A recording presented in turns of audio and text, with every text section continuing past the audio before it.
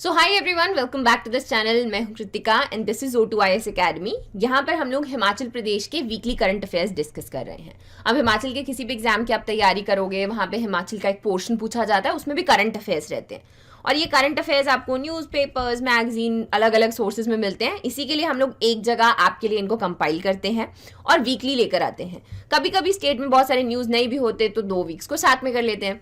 तो आज जो है हम देखने वाले हैं the second and the third week of December.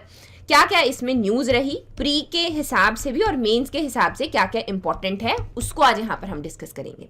इसकी अलग से प्लेलिस्ट भी बनी हुई है ताकि आप पिछले साल के जो है पूरा का पूरा यहाँ पर कवर कर सकें।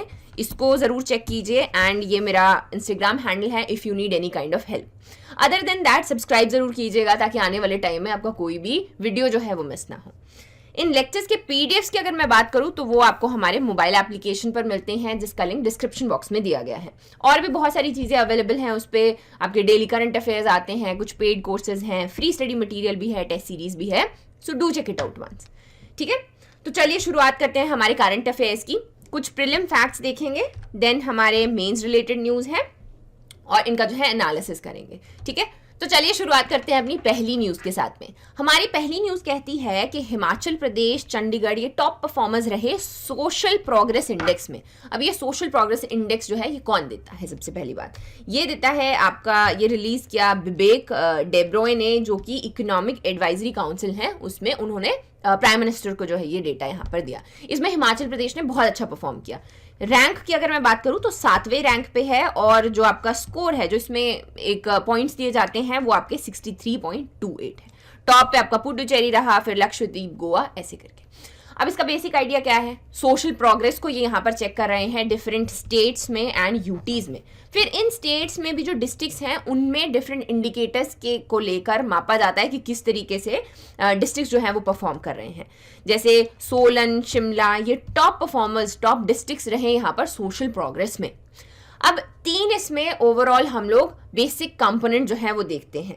3 है आपके basic human needs, foundations of wellbeing and opportunity, ये इंडिकेटर्स हैं और इसमें भी क्या है, सब इंडिकेटर्स हमें देखने को मिलते हैं। तो इनके बेसिस के ऊपर जो है ये यहाँ पर रैंकिंग दी जाती है, जैसे कि क्लाइमेट एक्शन, लाइफ बिलो अर्थ, वही आपके जो सस्टेनेबल गोल्स हैं उनके बेसिस पे यहाँ पर ये इंडेक्स जो है निकाला जाता है। और हिमाचल ने इसमें अच्छा परफॉर्म किया है, 7वां नंबर है, बस इतना सा याद रखना, राइट। फिर आ गया हमारा अगला न्यूज़। अगला न्यूज़ है जी कि जलोरी टनल जो है आपका, वहां पर अभी टनल निकाला जा रहा है, जलोरी पास हम लोग को पता है। तो ये इतना इंपॉर्टेंट नहीं है, जब भी बनेगा तो ठीक है। इस जलोरी पास की इंपॉर्टेंस जो है वो हमें पता होनी चाहिए। तो सबसे पहले ये कहाँ पर है? ये है कुल्लू डिस्ट्रिक्ट में। ये यहाँ पर आप लोग देख सकते हैं, जो ट्रैकिंग करने जाते हैं उनको स्पेसिफिकली पता होगा। जलोरी पास जो है वो कुल्लू में आउटर सिराज को इनर सिराज के साथ में जोड़ता है। अब क्या होता है, जब यहाँ पे बहुत ज्यादा बर्फ पड़ जाती है तो ये बंद हो जाता है, जिसकी वजह से लोगों को ऑल्टरनेटिव रूट्स लेने पड़ते हैं। यूजुअली ऐसे जो है आपका डिस्टेंस यहाँ पर 120 किलोमीटर ट्रैवल होता है, अगर उनको वाया करसोग आना पड़े 220 होता है। तो यूजुअली टनल्स जो हैं इसी के लिए बनाए जाते हैं कि जो डिस्टेंस है वो यहाँ पर शॉर्ट हो जाए। तो फाइनली जो जलोरी पास है वहां पर वो बंद रहता है, इसी करके ये जो टनल है वहां पर अभी बनाया जाएगा, राइट। सो नेक्स्ट हम लोग बात करते हैं Nauni university to get 2 drones. तो ड्रोन टेक्नोलॉजी में हिमाचल वैसे भी बहुत ज़्यादा काम कर रहा है एंड फाइनली जो है नॉनी यूनिवर्सिटी को यहाँ पर 2 ड्रोन सैंक्शन किए गए हैं। अब हमें बताएं नॉनी यूनिवर्सिटी किस एरिया में काम करता है? फॉरेस्ट है, एग्रीकल्चर, हॉर्टिकल्चर, इस वाले एरिया में। तो इसी के लिए यहाँ पर इनको ये दिए गए हैं। अभी हिमाचल में क्या है, बहुत सारे पायलट प्रोजेक्ट चलते हैं किस चीज़ को लेके, ड्रोन्स के डिफरेंट प्रोजेक्ट्स हैं, जैसे कि सॉइल टेस्टिंग के लिए यूज़ किया जाता है, फर्टिलाइजर्स को इधर उधर देने के लिए, या अगेन डिलीवरी के लिए भी ड्रोन्स को यूज़ किया जाता है। तो उसी के बेसिस के ऊपर एग्रीकल्चर में किस तरीके से ड्रोन्स का जो यूज़ है उसको इंक्रीज करना है डे बाय डे, ये उसको रेवोल्यूशनाइज करने के लिए यहाँ पर एक अच्छा स्टेप लिया गया है। अब ये आपका मेंस का भी बहुत इंपॉर्टेंट टॉपिक रहता है। हिमाचल में इसके ऊपर बहुत काम किया जाता है। हिमाचल IIT शाहपुर जो है वो पहला ड्रोन स्कूल है। देन ड्रोन पॉलिसी भी हिमाचल में बनाई गई है और बहुत सारी स्कीम्स हैं जिसको यहाँ पर मार्क किया जाता है। अगेन हम लोग बात कर रहे हैं इसकी एप्लीकेशंस की, ड्रोन्स की एप्लीकेशन की, और हिमाचल बीइंग अ हिली स्टेट ये बहुत ज़्यादा यहाँ पर इंपॉर्टेंट है। तो स्वामित्व स्कीम की अगर मैं बात करूं तो लैंड डिमार्केशन के लिए यूज होता है, रिमोट एरियाज में जाया नहीं जाता, वहां पर इसको यूज किया जा सकता है। रेस्क्यू मिशंस पे, जहां पे बहुत सारे लोग फंस जाते हैं, ट्रैकिंग पे जाते हैं, या बहुत सारे स्नो स्टॉर्म्स चल रहे हैं, तो वहां पर रेस्क्यू के लिए या बेसिकली सर्विलेंस के लिए इसको यहाँ पर यूज किया जा सकता है। कोविड फेज में हमने देखा कि दवाइयां किस तरीके से इधर उधर जाएं, बड़ा मुश्किल था, so this can also be use for the delivery. Again ये जो आपका पॉलिसी है इसमें बहुत डिटेल में बात की गई है कि किस तरीके से किस किस एरिया में इसको यूज किया जा सकता है, क्या क्या इसके फायदे रहेंगे। हम लोग यहाँ पर देखते हैं कि माइनिंग में सर्विलेंस, बहुत ज़्यादा इलीगल माइनिंग होती है, फॉरेस्ट है, वाइल्ड लाइफ है, health care, public work, telecom, almost हर एक सेक्टर में इसको बहुत ही अच्छे तरीके से यूज़ किया जा सकता है, और इसी के लिए पॉलिसी भी बनाई गई है कि कैसे इसको यूज़ किया जाएगा in all of these area, right. आगे बढ़ते हैं, नेक्स्ट है हमारा Himachal third in ICJS, that is all India interoperable criminal justice system. तो जैसा हम लोग जानते हैं हिमाचल की पुलिस बहुत ज़्यादा काम करती है, जब हम गवर्नेंस भी पढ़ते हैं बहुत सारे गवर्नेंस के अवार्ड हिमाचल को दिए जाते हैं। किसके लिए? CCTNS, that is criminal tracking, crime and criminal tracking network system. तो इसमें थर्ड आई के लिए भी इनका एक प्रोजेक्ट था, उसके लिए भी इनको अवार्ड दिया गया था। तो बेसिक आइडिया इज कनेक्टिविटी को यहाँ पर बढ़ाना, जिसके लिए ये यहाँ पर हिमाचल थर्ड आया। तो क्या है, जितने भी पुलिस डिपार्टमेंट्स हैं वो और डिपार्टमेंट्स के साथ में क्या है, इंटीग्रेटेड हैं। हिमभूमि, सारथी, वाहन, ये सारी की सारी एप्स हैं, ये सारी कनेक्टेड हैं। देन हम लोग ये प्रेजेंस हैं इंटीग्रेटेड, CIPADB है, FSL है। तो basically the whole idea is कि हर चीज़ जो है कनेक्टेड है, जिसकी वजह से गवर्नेंस बहुत ज़्यादा इजी हो जाती है। फॉर एग्जाम्पल कोई भी गाड़ी चोरी होती है, एक जगह से चोरी होती है और वो मूव कर रही है, सो सिंस ये पूरा का पूरा हिमस्वान के अंडर भी आता है, पूरा नेटवर्क एक ही बना हुआ है, कनेक्टिविटी है, तो it becomes very easy to track the crimes और द क्रिमिनल्स। हेंस गवर्नेंस में इनको यहाँ पर ये थर्ड पोजिशन जो है दी गई है for good practice in CCTNS and ICJS, right. So next we move forward. Technique to cultivate medicinal turkey tail mushrooms developed. अभी हम लोग जानते हैं कि मशरूम, सोलन को मशरूम सिटी भी कहा जाता है और वहां पर डायरेक्टरेट ऑफ मशरूम रिसर्च भी यहाँ पर है। तो यहाँ पर इन्होंने फाइनली चंबा घाट में निकाला कि किस तरीके से इस टर्की टेल मशरूम को डेवलप किया जाता है। ये यहाँ पे नहीं लगता, ये चाइना में, यूरोप हो गया, जापान हो गया, वहां पर इसको उगाते हैं। बहुत ही महंगा होता है और बहुत सारी प्रॉपर्टीज रखता है, लाइक क्यूरेटिव प्रॉपर्टीज रखता है। इनफैक्ट कई जगह कई रिसर्च ऐसे भी हैं जहां पर लिखा गया है कि ये कैंसर को भी क्योर करता है। कैंसर की बात छोड़िए, ये बेसिक चीज़ें, ये इसमें इस तरीके की प्रॉपर्टीज भी हैं जो कि मेंटल हेल्थ को भी यहाँ पर इम्प्रूव करती हैं। लेकिन ये इसका जो क्लाइमेट है वो यहाँ पर है नहीं, तो इसी के लिए क्या है, अभी जो टेक्निक्स हैं वो यहाँ पर डेवलप की जा रही हैं to grow this basically medicinal turkey tail mushroom. So ये आपके पढ़ने के लिए, ये मैंने आपको सारा बता दिया। ट्रेडिशनल मेडिसिन में काफ़ी ज़्यादा इसको यूज़ किया जाता है और अगेन इसको हम लोग अभी जो है कल्टीवेट करेंगे, देखेंगे। कभी कभी प्रोजेक्ट नहीं भी चलते, कॉफ़ी उगाने की हिमाचल में कोशिश की गई थी, नहीं होगी, सो इसी तरीके से अभी कोशिश की जाएगी। अगर रिसर्च बेसिस पे अच्छा रहा तो आगे देखा जाएगा, अदरवाइज जो है और चीज़ों पे काम किया जाएगा। जैसे हिमाचल में गुच्छी मशरूम अभी आने जो है उनका प्रॉपर कल्टीवेशन शुरू कर दिया है, सो इस तरीके से। लेकिन आपको पता होना चाहिए कि इसके लिए कौन यहाँ पर काम कर रहा है, तो वो है आपका डायरेक्टरेट ऑफ मशरूम रिसर्च। तो आगे बढ़ते हैं, नेक्स्ट न्यूज़ हमारी है जी एक फिल्म मेकर के बारे में जिनका नाम है सिद्धार्थ चौहान। ये शिमला के हैं और मैंने पिछली बार भी बताया था, इनको एस्टोनिया में अवार्ड दिया गया था तालन ब्लैक नाइट्स फिल्म फेस्टिवल में, तो इनको यहाँ पर नवाजा गया था। इनका एक इन्होंने जो फिल्म बनाई है दैट इज अमर कॉलोनी। तो इसमें बोल्ड कैरेक्टर्स हैं जो बताते हैं कि एक चौल के एरिया में रहने वाले 3 औरतें जो थी उनके ऊपर ये स्टोरी बेस्ड है, अमर कॉलोनी। तो इसी के लिए उनको जो है कई बार नवाजा गया है और अभी भी उनको best debut director from India जो है अवार्ड यहाँ पर दिया गया। नेक्स्ट हम लोग देखते हैं गद्दी ट्राइब का Nuala cultural fest held in Nagrota Bhawan. तो गद्दी ट्राइब की अगर मैं बात करूं, बहुत ही रिच कल्चर है और वहां पर एक फेस्टिवल टाइप का मनाया जाता है जिसको न्वाला कहते हैं। हो सकता है मुझे कुछ चीज़ें पता नहीं हो तो आप कमेंट करके ज़रूर बताइएगा इसके बारे में डिटेल में। लेकिन ये किसी भी शुभ चीज़ के पहले या बाद में करवाया जाता है। शादी है, कोई बड़ा फंक्शन है, तो उससे पहले यहाँ पर करवाते हैं। शिव जी की पूजा होती है। इनफैक्ट न्वाला शब्द जो है वो माना जाता है कि 9 से आता है, जो 9 लोग हैं वो यहाँ पर बैठते हैं और शिव जी की गाथाएं यहाँ पर गाते हैं। जिनको कहा जाता है साबीन कहा जाता है, शिव जी को धूड़ू कहा जाता है, शिवीन, इस तरीके के जो उनके म्यूजिक हैं उसको यहाँ पर गाते हैं और बहुत ही खूबसूरत तरीके से यहाँ पर पूजा की जाती है। तो अभी क्या है कि इसका जो कल्चर है वो थोड़ा खत्म होना शुरू हो गया है या फिर लोग कम करवाते हैं। इसी को बेसिकली प्रिजर्व करने के लिए नगरोटा भवन में नेशनल यूथ डेवलपमेंट सेंटर में इसको ऑर्गेनाइज किया गया और नुआला फोक कल्चरल फेस्टिवल उसको यहाँ पर कहा गया।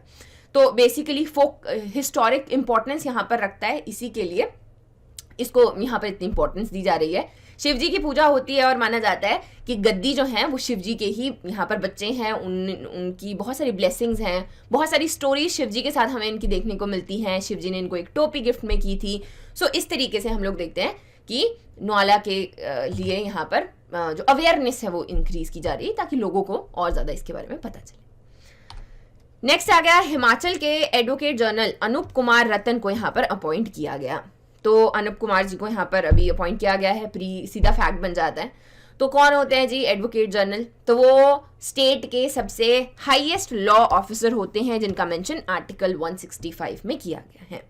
अभी क्या है इनके क्राइटेरिया क्या क्या रहते हैं? सो इंडियन सिटीजन होने चाहिए, he should be eligible to be appointed as जज ऑफ द हाई कोर्ट, और उसके क्या क्या पैरामीटर्स हैं, and he should not be more than 62 years of age. क्या इनके फंक्शंस रहते हैं? ये जो आपके दोनों ही हाउसेस में जो है यहाँ पर प्रेजेंट रह सकते हैं, लेकिन इनको राइट टू वोट नहीं होता। ये स्टेट के लीगल एडवाइजर होते हैं, as well as he enjoy the privileges and immunities that are available to the member of the state legislature. उनको सेम प्रिविलेज यहाँ पर रहते हैं। तो वो कौन बने? वो बने अनूप कुमार रतन। सो नेक्स्ट न्यूज है, मनाली के अमिताभ शर्मा को इंडियन ओलंपिक एसोसिएशन का एग्जीक्यूटिव मेंबर यहाँ पर चूज किया गया है। तो ये बहुत ज़्यादा इम्पॉर्टेंट है मनाली के लिए स्पेसिफिकली, जहाँ पर विंटर स्पोर्ट्स को इतना ज़्यादा टूरिज्म के लिए प्रमोट किया जाता है। तो वहाँ के रहने वाले जो हैं इंडियन ओलंपिक एसोसिएशन के एग्जीक्यूटिव मेंबर बने हैं। उसके अलावा 6 time Olympian and Arjuna awardee Shiva Keshavan जो हैं वो भी मनाली के रहने वाले हैं, और वो भी आपका जो 10 मेंबर का पैनल रहता है एथलीट कमीशन में, उसके मेंबर हैं। सो ये जो है मनाली के लिए काफ़ी ज़्यादा यहाँ पर इंपॉर्टेंट रहेगा विंटर स्पोर्ट्स को या स्नो टूरिज्म को, उसको प्रमोट करने के लिए। सो नेक्स्ट हमारी न्यूज़ आती है कांगड़ा के पेंटिंग्स, उनके ऊपर ज़्यादा ध्यान नहीं दिया जा रहा गवर्नमेंट का, and they are dying a slow death. तो ये न्यूज़ बात कर रही है कि जो कांगड़ा की पेंटिंग्स हैं पिछले 40 साल में उनको प्रमोट करने के लिए, प्रिजर्व करने के लिए कोई काम नहीं किया गया है, जिसकी वजह से it is on the verge of extinction. यानी कि एक ऐसा भी वक्त था जब हर एक घर में कांगड़ा की पेंटिंग हुआ करती थी। जीआई टैग भी इनफैक्ट इसको मिला हुआ है, लेकिन अभी जो है इसके ऊपर ना तो काम किया जा रहा है, ना इसको प्रिजर्व किया जा रहा है। जो हमारे पहले चीफ मिनिस्टर थे, इससे पहले राजा वीरभद्र सिंह जी जो है, उन्होंने काफ़ी ज़्यादा कोशिश की यहाँ पे इसको प्रिजर्व करने की, लेकिन अगेन वक्त के साथ में जो है ये यहाँ पर खुदा जा रहा है और ये पास ऑन नहीं हो रहा है। ये जो पेंटिंग की आर्ट है ये यहाँ पर गायब हो रही है। तो हो क्या रहा है बेसिकली, यहाँ पर हम लोग बात कर रहे हैं आर्टिस्ट की, जो कांगड़ा की पेंटिंग्स बनाने वाले आर्टिस्ट हैं, उनको हैंड टू माउथ उनका चल रहा है, उनको अच्छे इंसेंटिव्स नहीं दिए जाते और उनको प्रॉपर अपनी अर्निंग जो है या लिविंग जो है वो यहाँ से नहीं कमा पाते, इसी के लिए इसको छोड़ रहे हैं। तो इसी के ऊपर जो है गवर्नमेंट को यहाँ पर काम करने की ज़रूरत है। कांगड़ा पेंटिंग्स की अगर मैं बात करूँ तो ये इसकी रूट्स जो है वो गुलेर पेंटिंग से आती हैं, वहाँ से कांगड़ा कलम आगे बढ़ी थी। बहुत सारे रूलर्स ने, स्पेसिफिकली हम लोग बात करते हैं महाराजा संसार चंद, तो उन्होंने काफ़ी ज़्यादा इनको प्रमोट किया था और कांगड़ा पेंटिंग्स इनके टाइम पे अपने जेनिथ पे थी। यहाँ पर इसकी थीम क्या रहती है, इसमें यूजुअली कृष्ण जी और उनकी लाइफ जो है उसको यहाँ पर दर्शाया जाता है, फेमिनिन फीचर्स को इसमें दिखाया जाता है और मिनरल्स, डिफरेंट मिनरल्स के जो कलर्स हैं उनको यूज़ करते हैं। सो यहाँ पर बहुत सारे फेमस वर्क्स भी हैं, जैसे गीता गोविंदा है, भगवंत पुराण है, और जो टेल्स हैं शिव, विष्णु और विष्णु के अवतार जो हैं उनकी गाथाएं जो हैं इन पेंटिंग्स में हमें इस तरीके से देखने को मिलती है। सो इसी के लिए गवर्नमेंट को यहाँ पर इस एरिया में काम करना पड़ेगा, बिकॉज अगर आर्टिस्ट हैं they want to continue this art, उसके लिए उनको सेल्फ सस्टेनेंस बहुत ज़्यादा ज़रूरी रहेगी। तो ये जो है यहाँ पर गवर्नमेंट को काम करने की ज़रूरत है। नेक्स्ट हमारी न्यूज़ है Himachal Pradesh government to seek 1 year extension on World Bank aided horticultural project. Mains के लिए इंपॉर्टेंट है, डायरेक्टली पूछ लिया जाता है, write a short note on Himachal Pradesh horticultural development project. और प्री के लिए इंपॉर्टेंट है कि हाँ जी ये जो आपका हॉर्टिकल्चर प्रोजेक्ट है कि कौन इसको एड करता है, तो कौन करता है, वर्ल्ड बैंक यहाँ पर करता है। अगेन किस एरिया में ये काम करता है, इसमें एक्सटेंशन मिलेगी नहीं मिलेगी वो इतना इंपॉर्टेंट नहीं है, इसके बारे में आपको पता होना चाहिए। क्या है ये प्रोजेक्ट, ये बात करता है कि किस तरीके से स्मॉल फार्मर्स को या एग्रो एंटरप्रेन्योर्स को यहाँ पर सपोर्ट किया जाए to increase the productivity, quality and market access of selected horticultural commodities. क्या है इसका मतलब कि हॉर्टिकल्चर को और डाइवर्सिफाई करना है ताकि जो छोटे फार्मर्स हैं उनको यहाँ पर लाभ हो सके।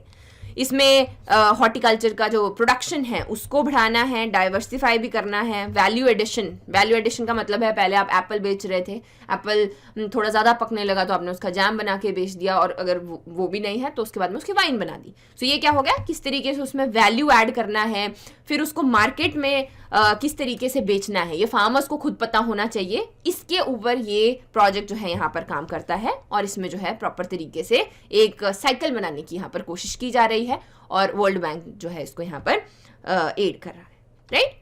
लास्ट न्यूज़ है आज की हमारी, जो नए सीएम है हमारे सुखविंदर सिंह सुक्खू जी, उन्होंने कहा कि जो गवर्नमेंट के व्हीकल्स हैं उनको रिप्लेस कर दिया जाएगा विद इलेक्ट्रिक वंस।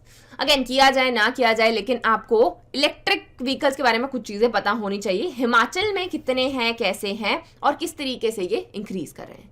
तो अब देखो हिमाचल जो है it is blessed with natural beauty, बहुत ही खूबसूरत है, और इसको बचाने के लिए, इसकी खूबसूरती को बचाने के लिए अक्सर काम किया जाता है। और उसी डायरेक्शन में क्या है, एक स्टेप है इलेक्ट्रिकल व्हीकल्स। अब ये जो इलेक्ट्रिकल व्हीकल्स है इनका रेट भी इंक्रीज कर रहा है, 17% का एक्सपोनेंशियल ग्रोथ देखने को मिला है for different region. Pollution free हम लोग हिमाचल को बनाना चाहते हैं, और इसी के लिए जो है अभी ये यहाँ पर जो है प्रॉमिस भी किया जा रहा है। हिमाचल की अपनी इलेक्ट्रिकल पॉलिसी भी है, इलेक्ट्रिक व्हीकल पॉलिसी भी है, जो बात करती है कि किस तरीके से मोबिलिटी सॉल्यूशंस को लेके आना है इको फ्रेंडली और सस्टेनेबल वे में। अगेन हिमाचल में अभी HRTC की 75 इलेक्ट्रिक बसेस चल रही हैं, 50 इलेक्ट्रिक टैक्सीज हैं, और 150 थ्री व्हीलर्स हैं जो कि इलेक्ट्रिक हैं। सो अगेन इस एरिया में जो है और अभी इसको डाइवर्सिफाई किया जा सकता है, काम किया जा सकता है, and it can be made more eco friendly. So that is it for today. I hope आपको ये लेक्चर पसंद आया होगा। Do like, share and subscribe, and if you do not want to miss the upcoming lectures then do hit the bell icon, and thank you for watching.